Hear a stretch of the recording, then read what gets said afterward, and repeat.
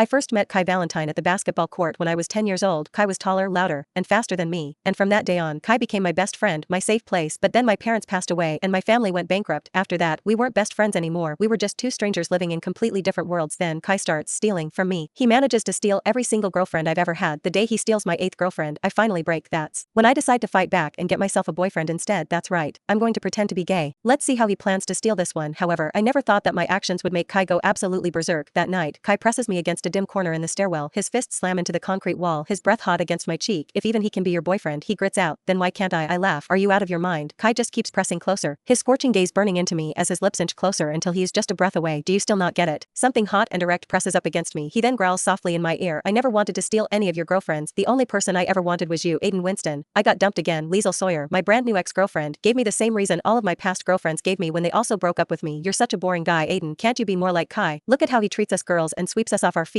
Why don't you learn from him? I balled my hands into fists. It felt like I'd just been cucked. Liesl was the 8th girlfriend Kai Valentine had stolen from me. I pretended to be fine and agreed to the breakup. However, as soon as she left, I immediately shot up, grabbed my army knife and dashed toward Kai's nest in eastern New York. He'd stolen my girlfriends, and where we came from in Wookland, that meant blood and revenge. Kai and I had grown up together and often played basketball in the streets. We also took part in underground activities and ran from the cops whenever we got into trouble. Kai had always looked out for me. However, nobody expected that my family would suddenly go broke when I was just in high school. The mansion I lived in was swapped out for a rundown apartment in a housing project, and my only goal now was to get into military school so that I could escape this hellhole. Kai had promised to always support me, but as I distanced myself from him, he began to change. Every time I got a new girlfriend, he would always exact revenge on me and take her away. I reached Kai's apartment and tried entering his usual passcode into the lock. It hadn't changed in years, and I barged in right after that. I was planning to burst in and stab him the second I saw him. With all the effort I had left, I was desperate. When I kicked open the bedroom door, I suddenly froze. Kai was shirtless. He was weight training with a dumbbell, and his body was covered in a beautiful sheen of sweat that made him look as perfect as a statue. A 9-inch scar ran down his forearm, a relic from his past fights on the streets and a brutal reminder to me of the path he chose. I wasn't the type who would simply ogle any man's body, but Kai's chest, abs, and beautiful V-line leading farther south had me enamored. I simply couldn't tear my eyes off him. Kai Valentine, you bastard, I shouted, my voice a little shaky. Kai slowly set down his dumbbell and shrugged on a bathrobe without tying it on, as if purposely offering me another glance. Why are you so worked up today, Aiden? Kai asked, his voice low and scratchy. I thought you'd already cut off all ties with me. I stepped forward, the knife still in my pocket. My heart thumped loudly like it was playing the drum. You've stolen 8 of my girlfriends, Kai Valentine. What is your problem with me? I gritted my teeth, barely able to hold back my anger. What the hell do you want from me? Kai just glanced at me coldly and started coming closer to me. He towered over me at 6 feet and 2 inches, and I was a whole head shorter than him. Suddenly, it looked as though I was losing ground. Was it because of Liesl? He asked, stepping even closer. Do you love her that much? I shoved him away, but when my hands pressed against his chest, I realized that it was warm and solid underneath my palms. Don't play dumb. I quickly pulled my hands away like I'd been electrocuted. You always ruin things for me every time I find myself a new girlfriend. What are you trying to prove? Huh? To my surprise, Kai just kept inching closer to me, backing me up against the wall. Then his hand braced over my head against the wall and his other hand slid under my chin. Did you really think that I was after your girls? Maybe I was just trying to tell you to stop wasting your time on them. I laughed coldly and shoved at his chest once again, but he didn't budge. Instead, he pressed the lower half of his body against me, and I immediately felt a jolt of electricity when his burning hot erection pressed up against me. Don't use this against me, I roared, unable to hold myself back. You only stole my girlfriends to prove that you're better than me. Isn't that right? I am better than you in more ways than one. For starters, I have a 9-inch monster in my pants, and I'm sure that I'm also better than you in that department. Wanna compare? His hands then slid to my waist, and he hooked his fingers around the end of my belt, rubbing against the edges. I held my breath as my body began responding to his provocations despite knowing better. Soon, I felt the familiar heat pooling in my groin. That's enough. I finally shoved him off me and broke the awkward tension in the air. I'm begging you, Kai, please leave me and my girlfriends alone. I don't want to stay single for the rest of my life. Are you seriously begging me because of a woman? Kai's face turned grim. Where's that prideful attitude when you iced me out years ago? I thought you said that you were trying to get into military school, so why are you thinking about dating all the time instead? I'd lost all of my leverage at that moment and slinked away in shame. Kai had a point. I should pull myself together and do my best to get into military school. Even so, that wasn't a reason for him to steal my girlfriends. I still needed to get revenge on him for that. Soon, news that I'd been cheated on started spreading in the community like wildfire. People were secretly calling me Cuckton and laughing behind my back. When my roommate, Mick Kensley, heard about it, he patted me on the shoulders and gave me a pitying look. Aiden, it's not that embarrassing that Kai stole your girlfriend. It just means you both have the same taste. If you can't say something nice, then don't say anything at all, I exclaimed, lifting my leg to kick him. Mick immediately ducked out of the way. He grinned and waved his hands around. Relax, I've got a wonderful idea. If he keeps stealing your girlfriends, then just get yourself a boyfriend instead. Use that against him. Don't tell me that he's also planning to steal a guy too. I turned to look at him. That was a brilliant idea. That's perfect. I'd do that even if it was just to disgust him, I said with a final clap of my hands. Mick then raised his eyebrow and waggled it at me. So, where are you planning to find yourself a boyfriend? I hooked my arm around his neck and smirked. That's going to be your job. Before he could protest, I flopped onto my bed and fell asleep at once, the corners of my lips curling upward as I dreamed of revenge and the relief it would bring me. Mick worked fast. He really managed to find me a fake boyfriend the very next day, and we agreed to meet at the bar the same night. I didn't think much about it and went for the date excitedly. The bar was dimly lit, thick with the smell of alcohol and cheap perfume. My boyfriend was Cody Jepson, and he was the athletic, active type. If Kai was was a handsome character who looked like he just came out of a movie. Cody's handsomeness was more of the approachable, down-to-earth kind. "You're a lot more different than I expected," Cody said with a bashful smile. I cocked an eyebrow at him and leaned in a little closer. "How so?" "You're less rowdy," he answered with a low chuckle, the tips of his ears turning red. I felt my heart drop to my stomach. I bet Mick must have painted me as some loud, obnoxious clown or something, but why did tonight's date somehow feel more like a real blind date than anything else? I couldn't be bothered anymore as long as it kept Kai away from me. I copied my clingy ex-girlfriend's behavior and leaned closer into Cody's embrace, my shoulder brushing his firm, supple chest. Cody froze as his Adam's apple bobbed in his throat. His face turned red like he'd just been set ablaze. I could even tell that his breathing went erratic for a couple of seconds there. He hesitantly slid his hand down to my waist and carefully rubbed the thin fabric of my shirt in his fingers as if testing the waters. "Aiden, you." His voice was hoarse, and a flicker of emotion appeared in his eyes just as I was wondering if Cody's reactions were simply too naive and innocent for his own good. The door to the bar was suddenly slammed wide open with a loud bang, and then, the worst possible person I could ever bump into walked in, my 8th ex-girlfriend. Liesl widened her eyes as she stared at me leaning into Cody's embrace. She was so shocked. She might as well have seen a ghost. "Aiden Winston, you're gay." I caught a glimpse of Kai walking in behind Liesl as he took his time, but his eyes were as cold as ice. I made a decision then and there. I pressed myself closer to Cody against his broad chest and reached up to tug coyly on his collar. Then I acted as if I was smitten and said, "So what if I'm gay? Love knows no genders. I'm in love with him as a person, and there's nothing you can do about it." Cody played along with me and slid his arm around my waist, pulling me flush against him. I gritted my teeth and put up with it, sneaking a glance at Kai. His face was as